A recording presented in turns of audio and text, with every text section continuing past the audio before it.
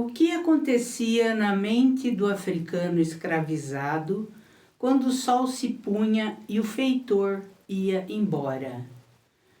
Bem típico da África, eles criaram o que podemos chamar de tecnologias de sobrevivência mental, redes de afeto e consórcios financeiros. A cultura e a religiosidade de matriz africana sempre foram ferramentas de saúde mental coletiva. Sob o sol da lavoura, o corpo escravizado era uma mercadoria vigiada, mas quando a escuridão cobria a senzala, as regras do colonizador perdiam força. Através do tambor e do transe espiritual, caía o manto da opressão. O africano recuperava seu nome e descarregava a raiva. À noite, recarregava a mente para suportar o inferno do dia seguinte. Sob o som do tambor, havia o espaço de restituição da humanidade. Era o luto ativo em forma de dança e reza, onde recuperavam suas conexões com os ancestrais.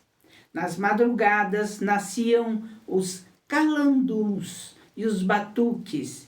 Longe de ser festa, esses encontros funcionavam como verdadeiros hospitais psíquicos comunitários. Mas antes de falar do calando, é preciso falar dos malungos, a primeira tecnologia de saúde mental coletiva do Brasil.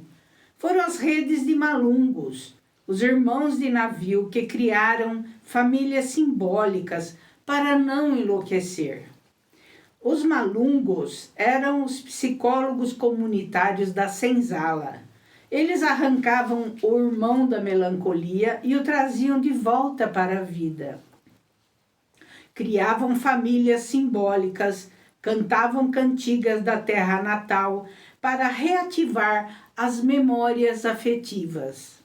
Dividiam o pouco alimento que tinham, faziam massagens no corpo do companheiro e faziam rituais de proteção. Muito antes do candomblé ou da umbanda se estruturarem como conhecemos hoje, o Brasil colonial foi dominado por uma prática espiritual e terapêutica chamada calando.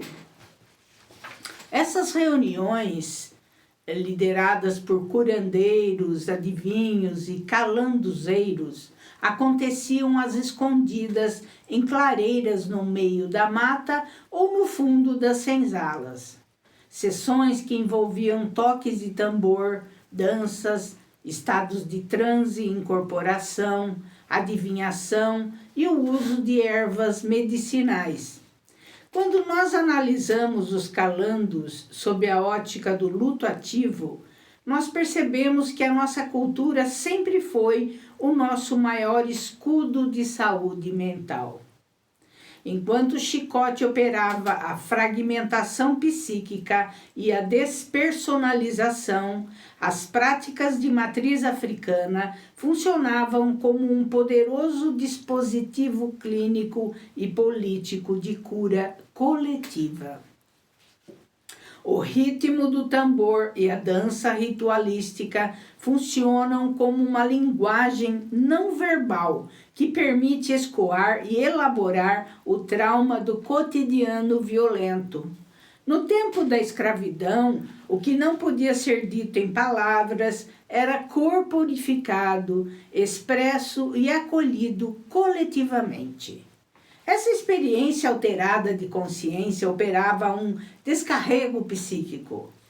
Toda a raiva acumulada, toda a humilhação do trabalho forçado, toda a dor das perdas eram canalizadas na dança, no suor e no transe.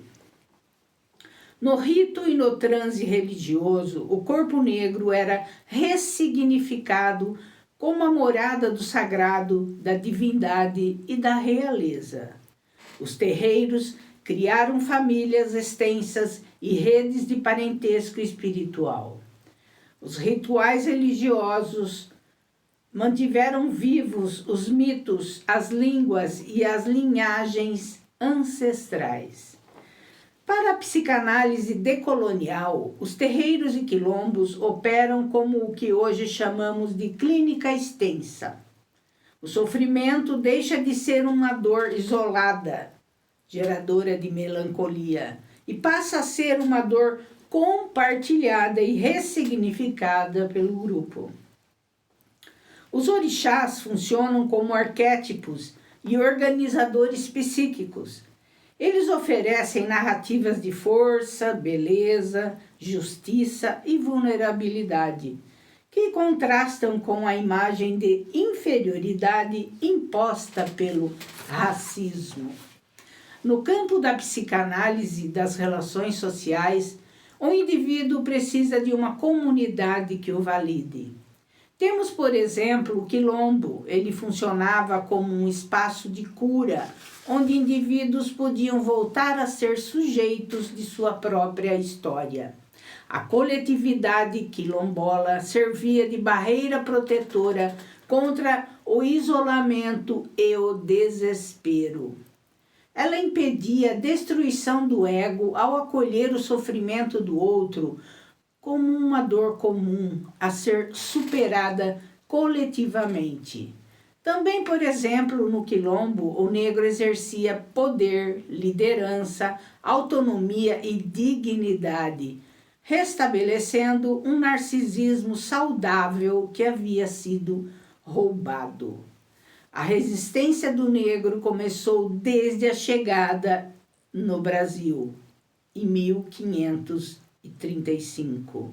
É preciso lembrar que a música, a dança e o sagrado de matriz africana nunca foram mero entretenimento ou folclore.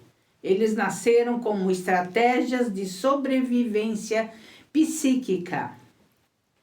O lundu influenciou o samba moderno ao funcionar como uma base rítmica, coreográfica e poética da música popular brasileira.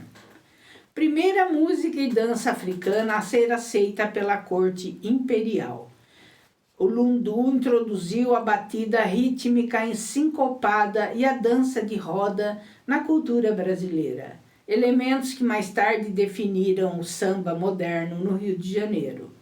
O lundu misturou a viola e o bandolim europeus com os tambores africanos.